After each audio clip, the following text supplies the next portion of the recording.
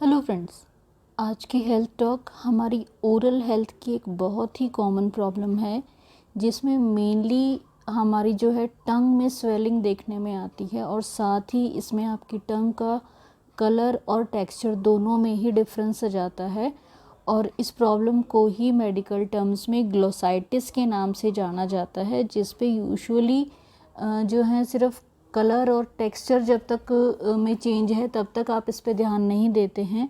हाँ, in severe situation जब आपके टंग में दर्द होने लगता है या आपको निगलने में तकलीफ़ होती है, तब आप ज़रूर इसकी तरफ ध्यान देते हैं। लेकिन इस प्रॉब्लम पे आपको एज अर्लीस्ट ध्यान देना बहुत ज़रूरी होता है, क्योंकि आपकी जो भी आप खा रहे हैं, जैसा भी आपका ओरल हाइजीन है, वो बहुत कुछ मैटर करता है आपकी जनरल हेल्थ को लेकर के। तो इसीलिए आज हम इस टॉपिक पर बात करेंगे। तो फ्रेंड्स, ग्लोसाइटिस के सिम्टम्स की अगर हम बात करें, ये पर्सन टू पर्सन वेरी करता है, depends over the situation of the problem. तो इसके मेन सिम्टम्स अगर हम देखते हैं, जैसा कि मैंने स्टार्ट में कहा था कि इसमें आपकी टंग जो है स्वेल हो जाएगी, उसमें आपको सूजन दिखाई देगी, आपकी टंग में पेन आपको फील हो सकता है, और इसके साथ ही आपको जो है टंग में बर्निंग सेंसेशन या फिर इचिंग जो है आपको इसमें फील होगी।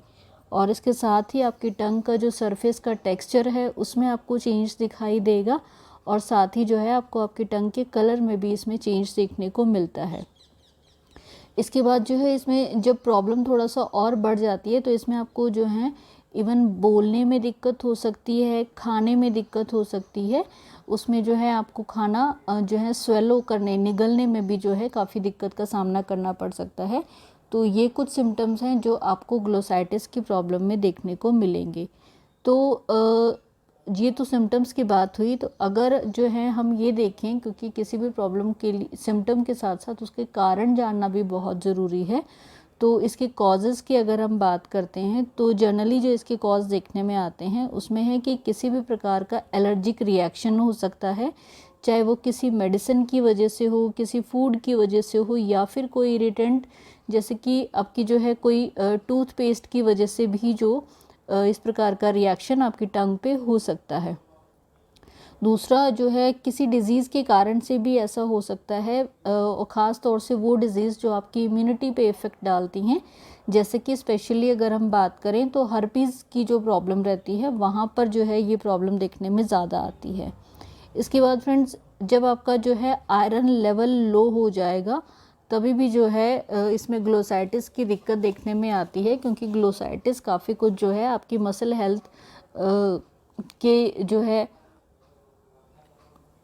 क्योंकि आपका जो मसल का जो हेल्थ है, आपका बॉडी का बेसिकली जो मायोग्लोबिन रहता है, वो आपके बॉडी के आयरन लेवल्स पे डिपेंड करता है, और ये भी एक कारण हो सकता है कि आपको जो है ग्लोसाइटिस की प्रॉब्लम अपीयर होगी।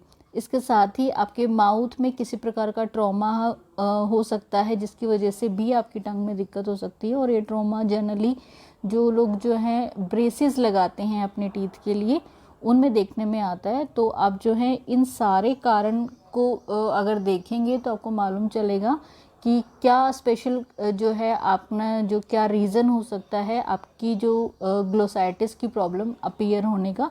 तो सबसे पहले तो जो है हमें कारण को ही दूर करना इसमें सबसे इम्पॉर्टेंट रहता है।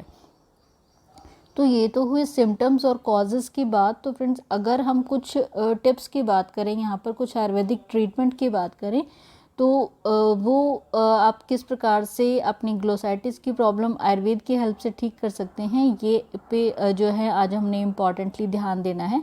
तो आयुर्वेद में कुछ ओरल हाइजीन को मेंटेन करने के लिए कुछ स्पेशल प्रोसीजर बताए गए हैं, जो आप ज़रूर यूज़ कर सकते हैं।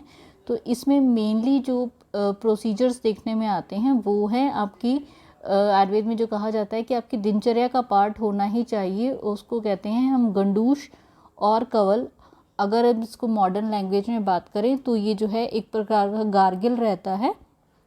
तो गंडूश में जो है आप जो है मेडिकेटेड वाटर अपने मुंह में सिर्फ होल्ड करके रखेंगे, और कवल में जो है आपको वो पानी जो है मेडिकेटेड वाटर जो है अपने मुंह में चलाना होता है, ताकि आपकी ओरल हाइजीन जो है इसमें अच्छी बनी रहे। तो इसके लिए आयुर्वेद में बहुत सारे जो है औषधियों का नाम यहाँ पर हम ले सकते हैं। लेकिन अगर हम कॉमनली बात करें तो आप इसमें सिंपली अगर हल्दी जो है हल्दी का जो पानी रहता है, आप सिंपली हल्दी का पानी जो है पका लीजिए और उस पानी को आप जो है बहुत हल्का कोसा गरम जो है आप गंडूश और कवल के लिए इस्तेमाल करेंगे तो आपकी ओरल हाइजीन के लिए, आपकी ग्लोसाइटिस की प्रॉब्लम का इन्फेक्शन दूर करने के लिए बहुत ही अच्छा काम करेगा। इसके बाद आपकी दिनचर्या का एक और इम्पॉर्टेंट पार्ट रहता है जिसको आयुर्वेद में दंत धावन और कॉमन लैंग्वेज में अगर आप इसको समझेंगे तो वो होता है आपका टूथ क्लीनिंग।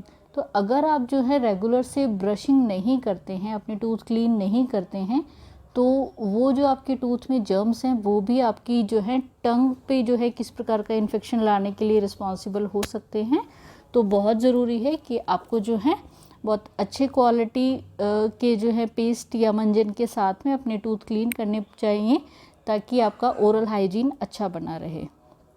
इसके बाद एक और इम्पॉर्टेंट पार्ट रहता है, वो है जिसको हम कहते हैं जीवा निर्लेखन, या फिर जिसको आप कहते हैं कि आपकी टंग क्लीन आप जो करते हैं। आजकल जो है बहुत सारे प्लास्टिक के या मेटल के इंस्ट्रूमेंट्स या आते हैं जिससे आप जो है टंग क्लीन करते हैं।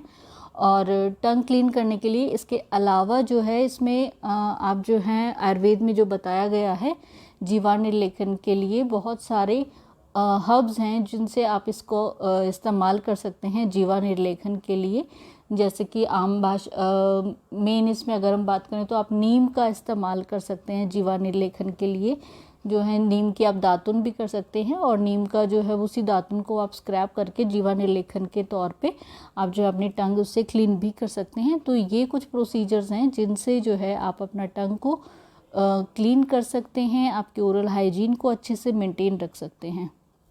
इसके साथ ही फ्रेंड्स, अगर हम इसमें कुछ मेडिसिन्स की बात करें तो क्या इम्पॉर्टेंट मेडिसिन हो सकती हैं जो आपकी ओरल हाइजीन को अच्छा रखने का काम करेंगे। उसमें मेनली जो औषधि का नाम हम यहाँ पर लें तो वो है खदिरादिवटी का आप प्रयोग कर सकते हैं। खदिरादिवटी आप 2-2 गोली जो है अगर चूसने के लिए इस्तेमाल करते हैं तो वो आपकी ओरल हाइजीन के लिए बहुत ही अच्छा काम करती है। इसके साथ आप सीतोपलादी चूर्ण का इस्तेमाल कर सकते हैं और जो है आप इसमें गुड़ूची आदि कषाय का प्रयोग कर सकते हैं। वो आपकी इम्यूनिटी भी बढ़ाएगी और आपकी टंग को भी क्लीन करने का काम करती है। और इसके साथ अगर आप पुनर्नवादी कषाय का प्रयोग करते हैं जो आपकी टंग की स्वेलिंग और इन्फेक्शन दोनों को ही कवर करने का काम करती है। तो इस प्रकार से आप अपने ओरल हाइजीन को मेंटेन करके जो है ग्लोसाइटिस की प्रॉब्लम से निजात पा सकते हैं। ये तो हुआ फ्रेंड्स ट्रीटमेंट पार्ट, लेकिन किसी भी प्रॉब्लम का इलाज से बेटर रहता है कि उसकी प्रिवेंशन की तरफ अगर आप ध्यान देते हैं। तो मेनली इसके प्रिवेंटिव मेजर्स की अगर हम बात की जाए तो सबसे इम्पॉर्टेंट है कि आपको हेल्दी डाइट मेंटेन करना चाहिए। हेल्दी डाइट में जो है आपको बहुत ज़्यादा स्पाइसी खाना अवॉइड करना है। अगर आप स्मोकिंग की हैबिट रखते हैं तो उससे आपको दूर रहना है। और जो है आपको गुड ओरल हाइजीन पे ध्यान देना है, जो कि हमने ट्रीटमेंट पार्ट में भी बात की कि हमारी दिनचर्या का पार्ट कुछ इम्पॉर्टेंट प्रोसीजर रहते हैं वो आपको फॉलो करने चाहिए। तो वो अगर आप रेगुलर से फॉलो करते हैं तो आपको जो है ये प्रॉब्लम होगी ही नहीं, और अगर होगी तो बहुत अर्लीस्ट जो है आप इसको आसानी से घर के ही सिंपल जो है मेजर्स को यूज़ करके आप जो है इसको ट्रीट कर पाएंगे। तो उम्मीद है फ्रेंड्स आपको ये जानकारी पसंद आई होगी। जानकारी पसंद आई है तो प्लीज़ चैनल को लाइक शेयर व सब्सक्राइब कर दें।